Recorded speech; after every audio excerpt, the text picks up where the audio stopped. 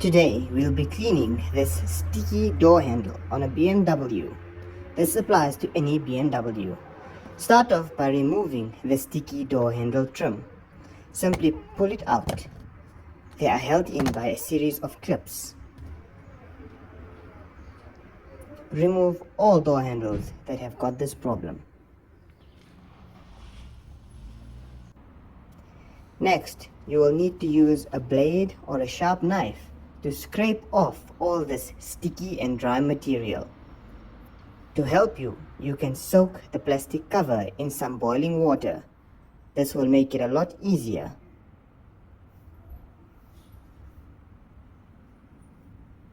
Once done, you will need to sand it down and spray them to a color of your choice. As you can see here, we have now sprayed them and fitted them back.